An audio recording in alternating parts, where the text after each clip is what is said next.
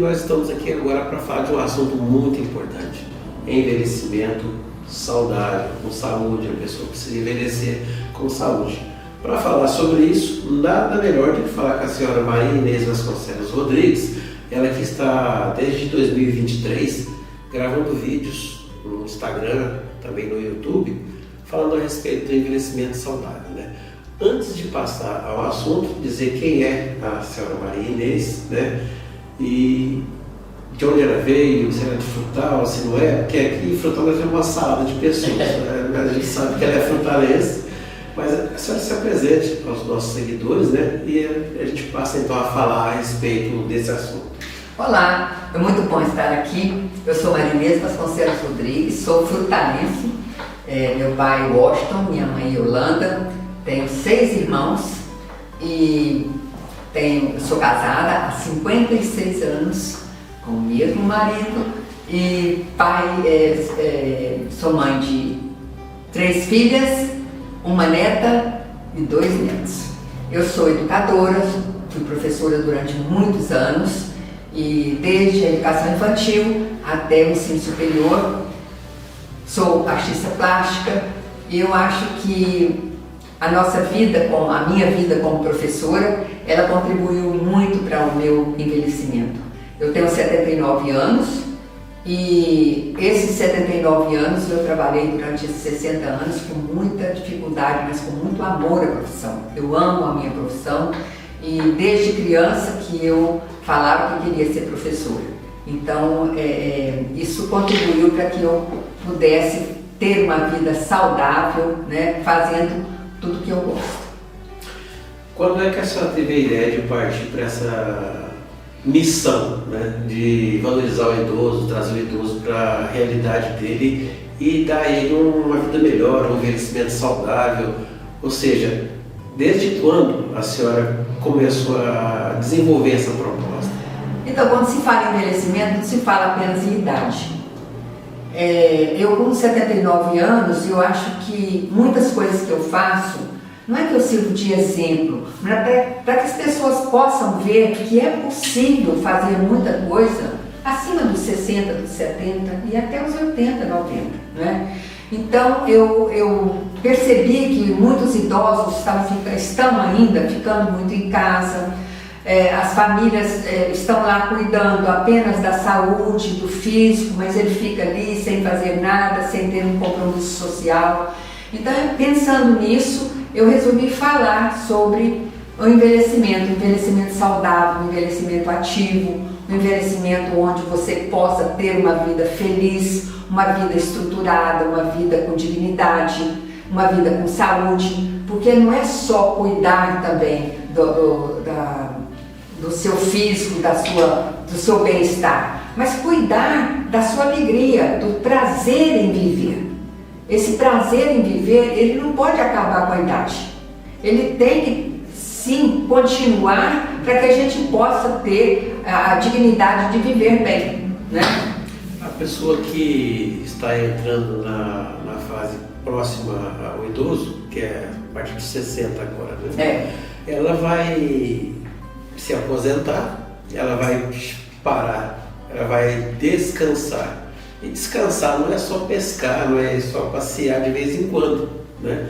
Ela precisa também ter um ritmo de vida dentro da casa, junto com os familiares, né? Que está convivendo com as pessoas. E como é que é esse envelhecimento saudável? A senhora disse aí da importância da qualidade de vida, mas o governo estabeleceu o Estatuto do Idoso. E esse programa, ele desenvolveu esse programa ou ainda está só no papel as iniciativas que devem ser colocadas para defender o idoso? Olha, eu acredito que a velhice, ela não deve ser tratada como um apagamento de vida. E em muitos aspectos, ainda existe esse apagamento de vida para o poder público. Apesar do Estatuto do Idoso, de alguns avanços importantes em relação ao idoso, mas nós precisamos ver que o idoso ainda é visto como um peso, principalmente os idosos da classe popular mais difícil, né? Então, por exemplo, se o idoso vai procurar o serviço médico, ele tem que esperar como qualquer outra pessoa. E a idade não espera, né? Então, o poder público ele não vê ainda a sociedade como um todo, não vê ainda o idoso como prioritário, como prioridade na saúde, como prioridade. Por exemplo, nós estamos falando também da inclusão digital. A inclusão digital, ela está dificultando ao invés de melhorar. Você vai no INSS, por exemplo, se você não for lá no INSS, você não sabe mexer para você conseguir as suas coisas. Então é preciso da ajuda de uma pessoa mais velha. Isso tudo desvaloriza o idoso como pessoa. Então faz com que ele se sinta inválido, inútil, né? Então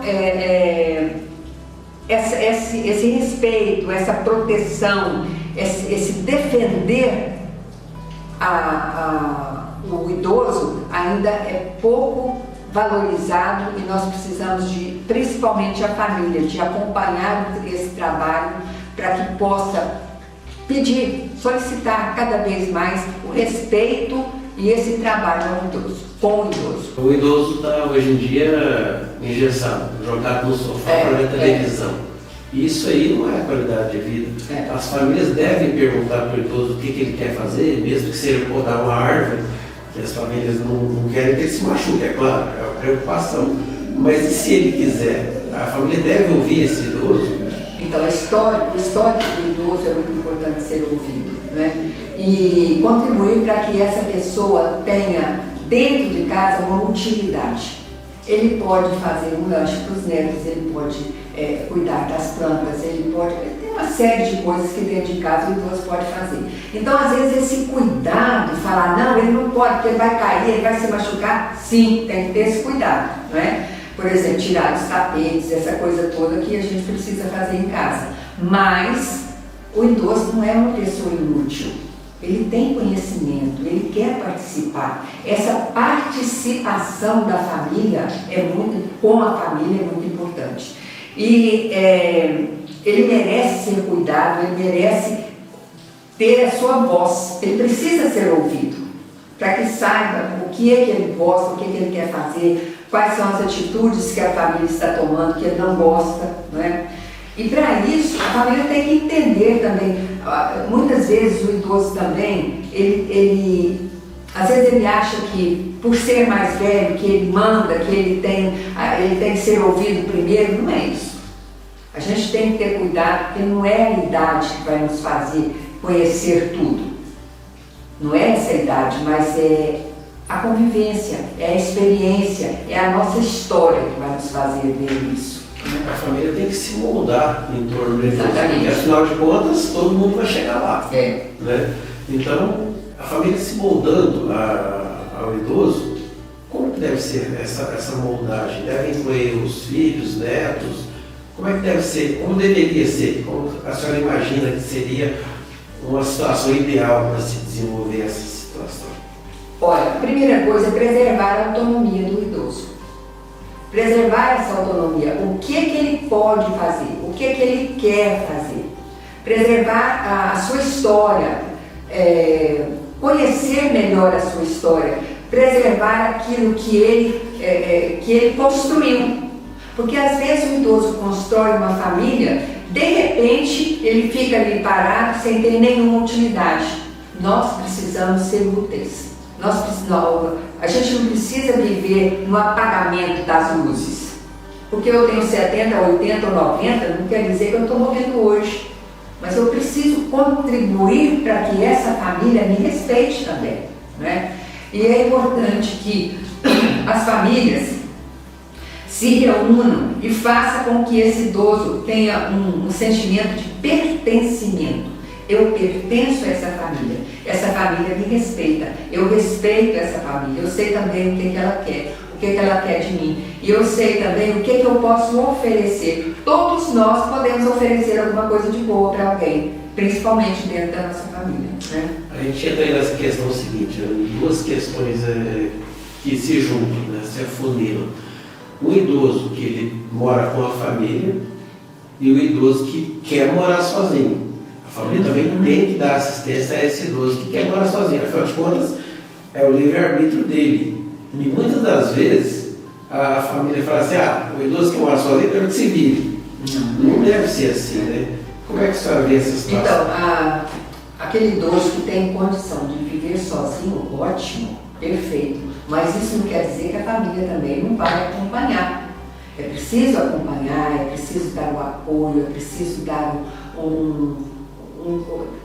fazer com que aquele idoso, ele está ali sozinho, mas que ele está sendo acompanhado pela família. Ele tem uma rede de apoio. Ele tem uma rede de apoio dos filhos, dos netos, dos afilhados, enfim, até dos vizinhos. Essa rede de apoio é muito importante, porque se eu moro sozinho, eu fico doente, que eu preciso de avisar alguém, não tenho condição de avisar, a rede de apoio dos vizinhos também é muito importante. Mas essa família tem por obrigação legal, não é só obrigação moral, obrigação legal de estar junto, sempre junto com essa família, deixando ela morar sozinha, sim, mas dando a oportunidade para que ela se sinta bem, orientando no sentido de procurar um médico, orientando no sentido de fazer um bom exercício, no sentido da alimentação, no sentido dos remédios, como é que estão sendo tomados esses remédios, no sentido de como é que está sendo a higiene desse idoso, porque normalmente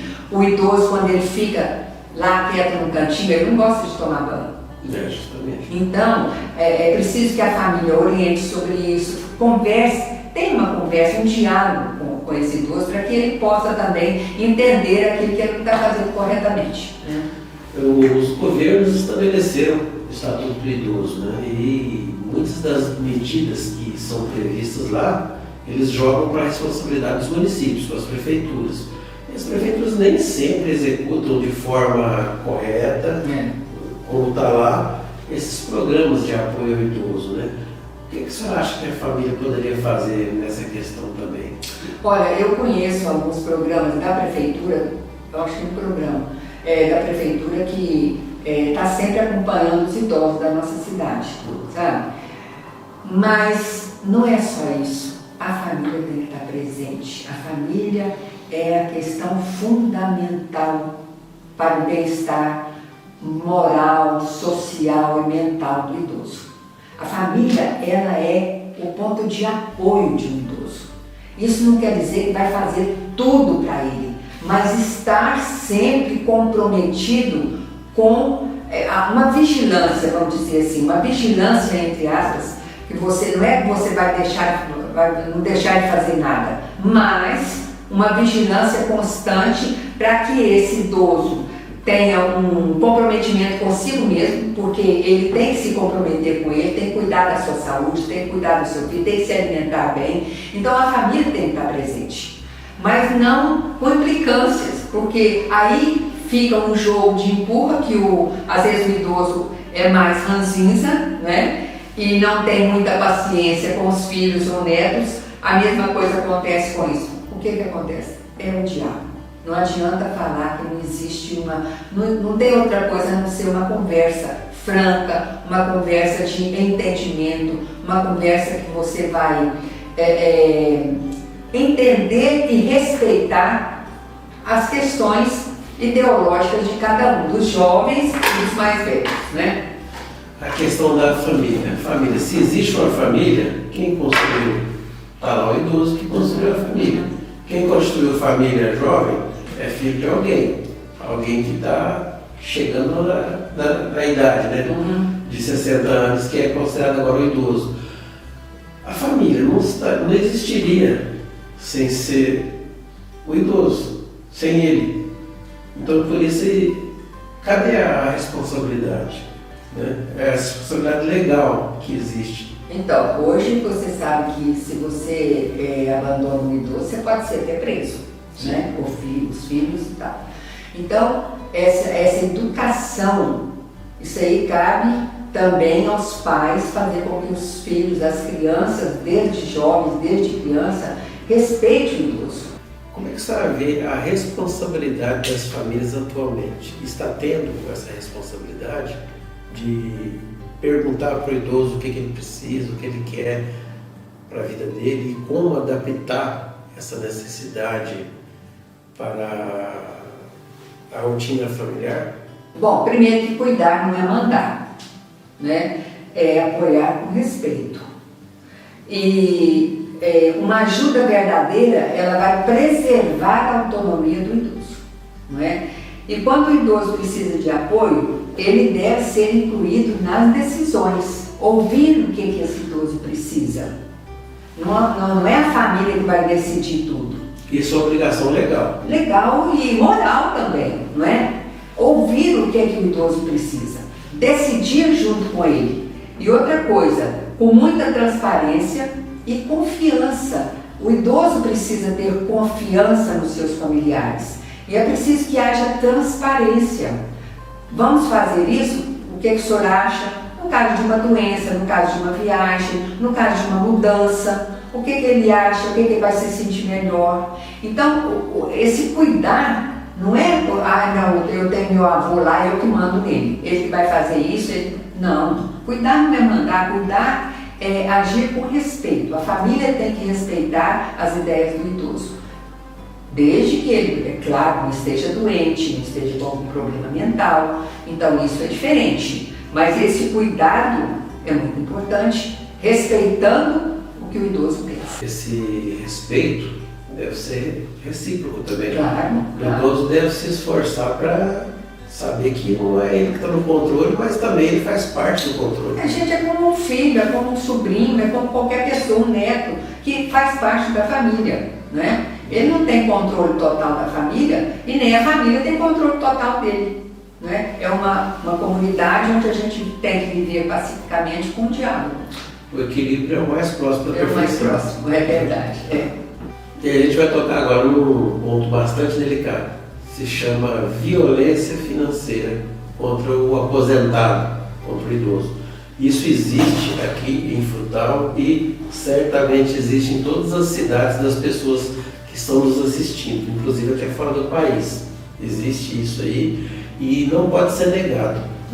Explique pra gente o que é essa violência financeira que a senhora destaca nos vídeos que a senhora publica. Muita gente pensa que a violência é apenas agressão física ou agressão moral, né? Mas o que acontece quando o idoso é manipulado, às vezes, é impedido de decidir sobre o seu próprio dinheiro. Então, essa violência financeira, ela é real, ela acontece em muitas famílias. Eu conheço várias famílias, eu conheço vários idosos que estão pagando porque sobrinho, irmão, neto fez empréstimo no nome dele. Essa violência financeira, nós podemos citar, por exemplo, pegar o cartão emprestado para fazer compra, fazer empréstimo no nome dele, usar a aposentadoria sem combinar com ele, usar a aposentadoria para alguma coisa, né? Pressionar o idoso para poder assinar documento. Isso acontece muitas vezes. Isso tem que ser denunciado. A família tem que denunciar. E se não denunciar, nós somos coniventes com isso. Então nós não podemos deixar que esse idoso passe por esse constrangimento e essa dificuldade. Eu conheço um idoso que ele não pôde ir para o asilo porque fizeram um empréstimo no nome dele e ele não pode contribuir com o asilo a que ele precisa, com os remédios, essas coisas todas que o idoso precisa. Então isso não é ilegal, mas muitas vezes está por debaixo do pano, a família não quer que ninguém saiba e fica aquele idoso lá comprometido com o seu pagamento e que não pode nem comprar o seu remédio. E aí, como é que nós fazemos? Já está com advogado e tudo mais, mas não resolve. Então, essa violência financeira, talvez ela seja muito mais difícil, muito mais grave do que a violência física, do que a violência moral, né? E muitas das vezes a própria família, na maioria das vezes é a própria família que explora o idoso. E aí, nessa questão, a importância da denúncia. Vizinho, não vou mexer na vida dele, não vou interferir na vida dele. Mas não precisa interferir. é necessário fazer isso é um compromisso social muito importante que cada um de nós precisa fazer, né? De denunciar. Bom, a gente pode falar também da solidão do idoso. Você sabe que essa invisibilidade do idoso, isso machuca também, talvez muito mais do que essas agressões físicas e financeiras. O idoso é invisível dentro de uma casa, sabe? Esse idoso, ele tem uma solidão tão grande que ele está ali apenas esperando a morte. Eu acho que se a família não cuidar disso, ela está passando para os seus jovens que a velhice é inútil, que a velhice, nós vamos ficar velhos, estamos esperando só a morte. Então, educar nossos filhos, que é muito importante que o idoso passe a sua história, se comprometa em trabalhar a sua história com o outro, em passar a sua história para o outro. Ah, mas a minha história é muito boba, a minha história eu não fiz nada. Sim, você viveu uma vida. E nossos jovens precisam respeitar isso, precisam aprender a respeitar isso. A questão agora da educação dos jovens, isso é possível? Depende muito de eu dar o exemplo. Se eu sou o pai que não cuido do meu idoso, o meu filho não vai cuidar de mim. Porque ele teve esse exemplo. Sabe aquela música do chapéu de couro, não sei? Eu tenho uma música dessa, né? Depois o filho pediu o pai para poder dar para ele, né? Então, se o pai não cuida do seu pai, o seu filho não vai cuidar de você. E esse cuidado que eu estou falando não é o cuidado físico só, é o cuidado social, é o cuidado do amor, é o cuidado do comprometimento, é o cuidado de você fazer com que o seu idoso se sinta bem, se sinta confortável em você, não seja aquela pessoa que é um peso para você e para a sua família, sabe? A psicologia diz muito que a pessoa que lamenta, né, vamos usar para os seus perrengues, né, às vezes ela culpa o idoso. E está muito em moda, e eu não concordo com isso, eu vou dar uma opinião aqui agora, está muito em moda, aquela criança ferida no passado. Gente, isso aí é uma coisa um pouco complicada, porque às vezes leva a pessoa a odiar os pais. Os pais fizeram uma coisa errada no passado, ok. Você não vem aqui, você não paga conta, não paga boleto, você sofre com isso. Então faz parte, né? Então essa questão de culpar a infância, os pais não fizeram. Uma terapeuta perguntou para mim o que eu precisava da minha infância. Eu disse para ela, a minha infância foi perfeita, não tenho nada que cobrar dos meus pais. Acho que eu estou com débito com eles. Por quê? Onde é que está essa loja?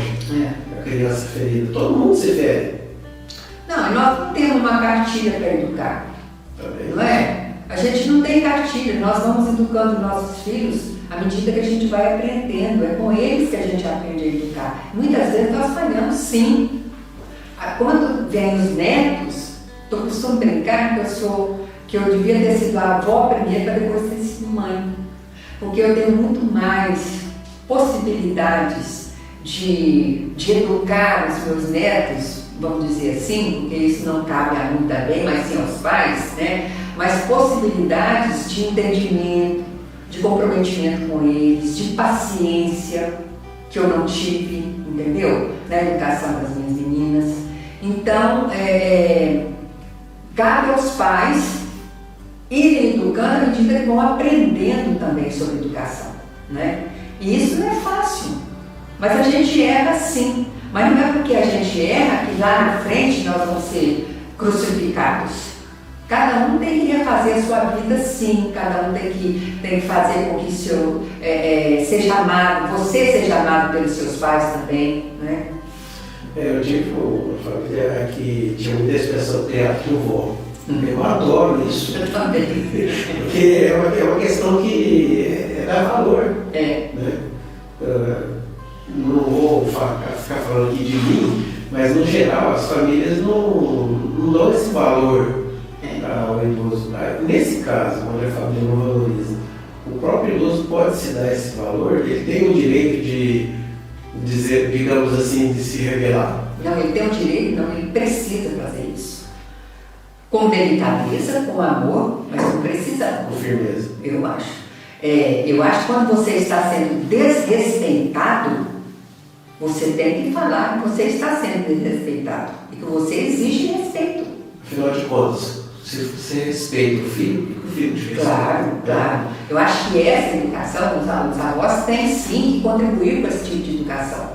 É claro, não é batendo, não é nada disso, mas você ter a maturidade de conversar com seus netos sobre você, sobre eles, sobre educação, sobre o que você deseja deles. Você tem amor, tem tudo, mas que você também exige respeito. Né? Eu acho que o idoso tem sim que se posicionar. Então a família tem um papel central e fundamental nisso. Mas o poder público, seja ele federal, estadual, municipal, foi quem instaurou o Estatuto do Idoso. O poder público também, na sua opinião, deve executar quais atividades, quais providências ele deveria tomar, quais apoios ele deveria dar aos estados, municípios, para que se incremente essa assistência ao idoso. Primeiro, uma assistência de saúde, né? Porque nós idosos, queira ou não, a nossa saúde ela piora um pouquinho, a gente tem que cuidar, não é? Então, essa assistência à saúde, por exemplo, ter não é um plano de saúde, mas ter um atendimento numa UBS só para os idosos, uma coisa mais ou menos assim, né? Que tivesse uma coisa geral, um geriatra para cuidar desse idoso, porque é muito importante que a gente vá ao geriatra de vez em quando, né? E orientações, que eu acho que isso também está sendo feito. Isso está sendo feito em relação à vacinação. A vacinação contra a gripe, contra a pneumonia. Então isso é muito importante, orientar os idosos em relação à vacinação. E socializar isso no rádio, falar sobre isso, né? E dar também oportunidade, por exemplo, eu adoro caminhar, mas eu tenho medo de caminhar, de cair, porque as calçadas são interrompidas por mesinhas de bares, são interrompidas por cadeiras, são interrompidas por carros. Como é que você caminha? Não tem jeito, né? Para caminhar, por exemplo, no Marretão ou outro lugar assim, mas eu acho que, sabe como é que eu gosto de caminhar? Na cidade, para ver a cidade, ver as pessoas, ver as casas que estão construindo. Isso nos alegra, isso faz bem para a nossa cabeça. Você caminhar, encontra com um, encontra com o outro, isso tem que ser na cidade. Não pode ser só num lugar específico ali, né? Então eu acho que falta ainda muita coisa em relação ao poder público municipal, federal, estadual, esse comprometimento com o idoso, sabe? Tem aqui, eu já visitei aqui em Frutal também, um grupo que está trabalhando com os idosos da prefeitura. E eu fui lá fazer uma palestra muito interessante, eles ensinam lá a bordar, fazer um monte de coisa, até mexer no computador e tudo mais. Então é muito bom que as pessoas façam parte disso. Isso não é divulgado. Porque eu tenho uma idosa lá perto de casa que esses dias eu falei para ela, vai lá menina, vai lá, tem tanta coisa gostosa, tem lanche, tem isso. Ah não sei, não gosto, é longe, sabe? Então falta essa divulgação também. Então falta muita coisa ainda para que o Estatuto do Idoso seja realmente cumprido. A gente estava conversando aqui no off, quer dizer, antes da gravação, só disse que tem ideia de montar um podcast semanal, né, e falar com vários idosos ao mesmo tempo, né? Isso pode ser feito até por videoconferência. A senhora pretende implantar esse sistema e, se pretender, vamos divulgar também para a senhora, para poder realmente haver essa canalização dos direitos do idoso, para que as pessoas se conscientizem e saibam que isso é preciso. Tanto quanto cuidar de uma criança, deve-se cuidar também do idoso. Claro. Então, eu queria fazer um podcast, só que a dificuldade de lidar com a tecnologia essa dificuldade, isso aí impede um pouco a gente de fazer as coisas, mas tem que procurar. Uma ajuda dali, outro ajuda daqui, um neto ajuda, um filho ajuda. Tem certos netos que não têm paciência, os meus, graças a Deus, têm, né? de me ajudar. Então, mas eu quero fazer sim, e convidar alguns idosos para falar sobre a sua vida, sobre a sua saúde mental, sobre o que ele tem feito de um envelhecimento ativo, se ele tem feito uma boa alimentação, se ele tem feito exercício. Exercício não é só ir na academia. Exercício dentro de casa, você pode pegar um rodo, você pode pegar um balde e fazer exercício, você pode andar. Na pandemia eu fazia caminhada dentro de casa, eu caminhava 1 hora dentro de casa, sem parar, 1 hora, porque não podia sair, né? Então você pode fazer exercício, precisa. O exercício é fundamental para a saúde mental e física. Então eu queria convidar, né, esses idosos. Tem tantos idosos aqui que a gente pode ter um papo agradabilíssimo mesmo, para fazer esse podcast. Eu ainda quero fazer isso, se Deus quiser. Essa semana passada a gente exibiu uma entrevista que eu fiz com esse prefeito Celso Brito. Está com 93 anos, se eu não me engano. E uma lucidez impecável, né? Uma lucidez impecável, muita história para contar. Acho que todo idoso deveria pegar um caderninho lá, ó. Lembrar das suas histórias, né? Mesmo que não publique, porque custa caro publicar um livro, publica. Contar as suas histórias. Coloca lá no diário, faz um diário. Quem é professora, por exemplo, tem tanta história legal, né? Tem tanta história dos seus alunos que hoje estão aí brilhando na comunidade, na sociedade, né?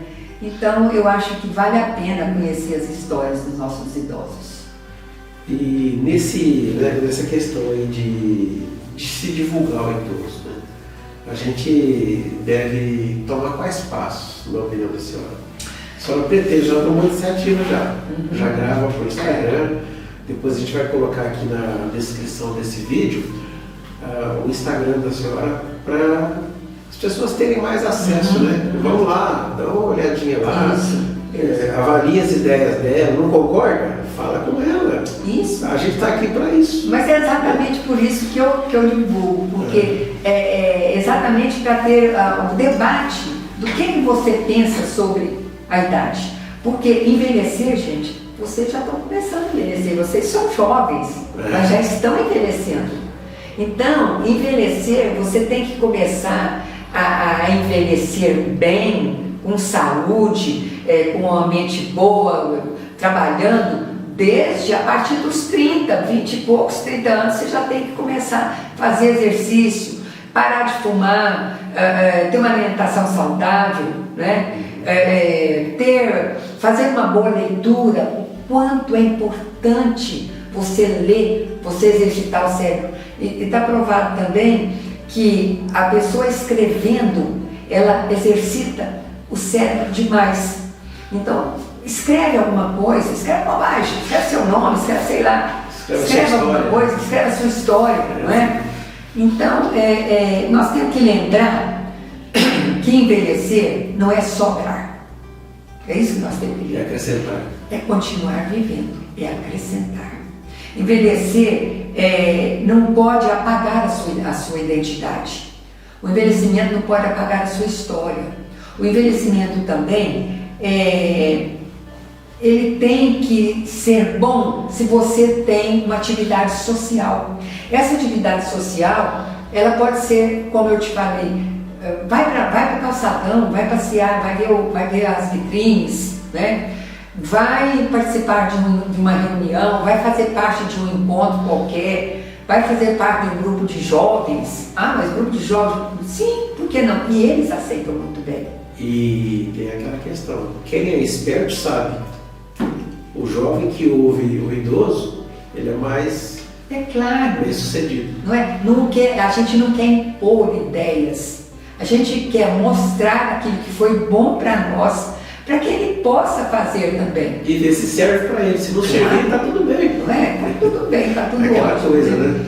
Então, o que é o maior pedido do idoso? O maior pedido do idoso é o respeito às suas ideias, é o respeito ao seu corpo, é o respeito à sua opinião, é o respeito à sua história. Em resumo, estou aqui, viu? Estou aqui, estou vivendo. Então, às vezes as pessoas me perguntam, o que você vai fazer lá? Por que você não sossega? Fique em casa. Agora, chovendo, a menina me perguntou, mas você vai sair nessa chuva, com esse frio? E, gente, mas por que não? Eu vou com uma roupa que está me agasalhando. Eu não vou tomar chuva porque eu vou de carro. Então, por que não? Né? Então, você, às vezes, tem empecilhos na sua vida que você que faz.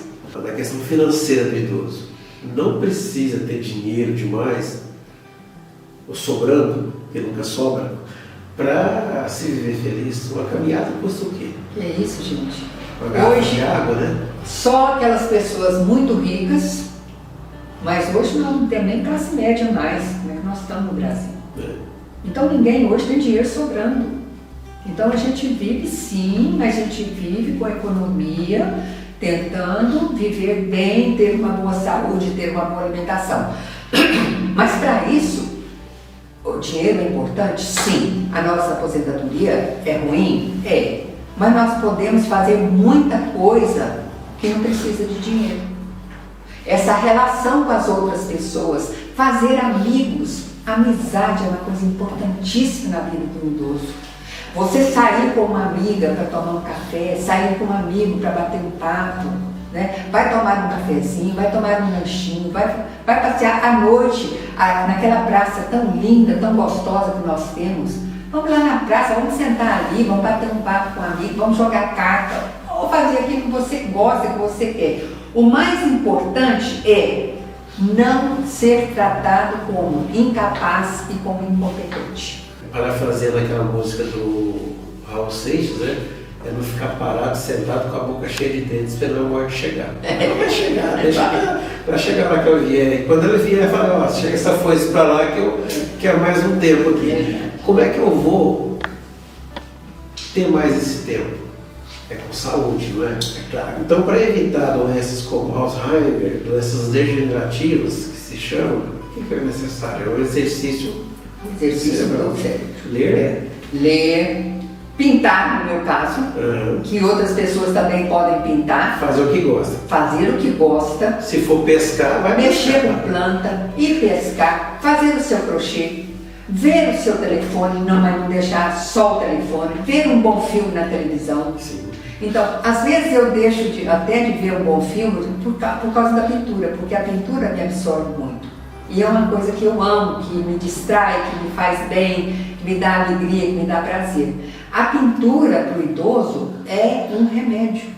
Então, mas eu não sei mexer com isso. Pega uma tinta qualquer lá, uma tinta guache, vai jogar lá no papel, isso é bom, isso é gostoso para a gente. Então, cada vez mais nós precisamos de envelhecer com saúde, mas um envelhecimento ativo, um envelhecimento capaz de dar continuidade na sua vida. E para isso você precisa fazer exercício, você precisa comer bem, você precisa de ter uma pessoa com quem você tem um apoio. No meu caso, eu tenho meu marido, tenho minhas filhas, meus genros, né? Então, eu sou uma pessoa, graças a Deus, privilegiada por ter uma família que me respeita, meus genros, minhas filhas, meus netos, minha neta, mas eu também me dou o respeito, sabe?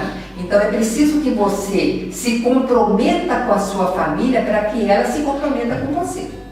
E outra coisa que eu quero debater com a senhora aqui é a questão do idoso que eles acusam de acumulador. Ele não é acumulador, ele está guardando lembranças, mas ele está guardando coisas da vida dele. Né? O que é necessário para estabelecer o equilíbrio? Porque juntar coisa demais também é ruim. Tá? Eu sei que é, mas e se ele quer juntar alguma coisa, se ele tiver um propósito, como é que a família deveria trabalhar isso? É uma dificuldade grande. Né? O idoso acumulador às vezes passa a ser até uma doença. Sim. Então isso a gente tem que ver, né? Então, nós temos que ver o que é que ele está acumulando e por quê, o que ele está guardando. Você tem um propósito. Não é? Eu até então, antes da internet, eu tinha mania de livro de pintura. Então, depois da internet eu parei um pouco. né? Mas era quase que acumulação mesmo de livros, né? Mas você tem que ver por que está acumulando, tem que orientar, tem que ver o que está acontecendo, se não está prejudicando a saúde dele, porque acumular muita coisa às vezes da rinite, da gripe, essas coisas todas, né? Então, cabe à família orientar com carinho, com respeito, ver o porquê que ele está comprando isso, e ver o que está acontecendo psicologicamente para que esse ímpeto de acumular está acontecendo. E às vezes até ajudar ele a separar o material para se jogar fora. Né? Isso aí tem que haver interação. Né? Da importância da interação, qual o recado que a senhora dá para a gente encerrar aqui a entrevista? O recado que a senhora dá para o idoso em geral? O que nós vamos fazer? Eu acho que o que a gente precisa de defender é uma velhice com respeito, com interação com as outras pessoas, com autonomia, com proteção, né? Envelhecer é um direito de todos nós, e olha, porque quem não envelhece morre. E é inevitável. Né? Mas envelhecer com dignidade, fazendo com que a gente participe da comunidade, fazendo com que, uma coisa que nós não falamos sobre a religião, o quanto a religião é importante para o idoso, seja ela que religião for. Ele participar do culto que ele faz parte, seja na missa, seja no culto protestante, seja onde ele quiser. Mas a religião, ela faz parte do ser humano e depois do envelhecimento, ele não pode deixar de fazer parte desse envelhecimento. É um suporte emocional. Bom, e respeitar a pessoa idosa é respeitar a nossa própria história, que vem lá de trás. Cada vez mais nós nos posicionamos de acordo com o que a gente conhece lá da nossa história, da história do outro, né? E outra coisa, esse envelhecer no Brasil é ainda um desafio, né? Mas cabe a nós, comunidade, cabe a nós, votantes, saberem quem votar, para que a gente possa ter um envelhecimento digno, um envelhecimento saudável, tendo acesso à saúde, tendo acesso à escuta desse idoso, à valorização desse idoso, dando a ele a oportunidade dele crescer como pessoa, porque a gente está crescendo em cada dia, até no momento final da nossa vida, a gente está crescendo e aprendendo. E quanto mais nós aprendemos, mais a gente fica uma pessoa do bem, mais a gente cresce enquanto ser humano. E isso é até o fim da vida. Né? Todos esses direitos, todos esses deveres que a sociedade tem para com o idoso, eles vêm acontecendo, mas é muito devagar, né? Por isso que é importante a questão política. Saber em quem votar, em quem vai defender o idoso, em quem tem programas para o idoso. Qual o plano de governo que você viu aí, estadual, federal, municipal, que contempla o idoso? É hora de se pensar nisso. Você vai chegar lá. Por que você não prepara um ambiente confortável para você chegar quando estiver na terceira idade? E por que você não dá às pessoas esse direito votando bem, fazendo bem a sua escolha? Né? A gente vai encerrar aqui. Eu agradeço demais por essa entrevista. Eu estava esperando por ela faz muito tempo. Obrigada. A gente quer, nessa proposta, nesse podcast, falar de tudo, para principalmente criar pessoas melhores. O objetivo nosso de vida, praticamente, é criar pessoas melhores. E como nós vamos ser melhores? Pelo conhecimento. Que é o tesouro que o ladrão não rouba e a traça não conta. Antigamente, a seda era um dos tesouros da humanidade, o ouro, né? O ouro o ladrão roubava e a seda a traça comia, né? Então, eu quero te agradecer. E a Alocast, eu achei muito legal o nome, também muito bom. Quero te agradecer a oportunidade e falar para o meu companheiro idoso que a vida é linda, que a gente tem que viver, mas tem que viver feliz. Eu não concebo a ideia, é claro, nós temos tristeza na nossa vida, a gente tem dificuldade, tem decepção, tem tudo. Faz parte. Faz parte da nossa vida. Mas que não é porque eu sou idoso, eu sou idosa, eu deixo de ser feliz. Não é? Eu penso, eu com 79 anos ainda tenho muito para oferecer, ainda tenho muito para aprender. E isso me faz feliz, isso me faz bem. Não quer dizer que eu não vou ficar no meu cantinho, que eu vou dormir mais um pouco. Isso faz parte da nossa idade. Mas daí eu levanto e vou à luta. Eu tenho procurado estabelecer comigo um código de que eu quero ser feliz até o último dia da minha vida. E eu sendo feliz, eu tenho certeza que eu faço feliz também a minha família, que me ama e que eu amo muito. Eu quero agradecer e quero incentivar os nossos idosos a ser felizes também. Muito obrigada.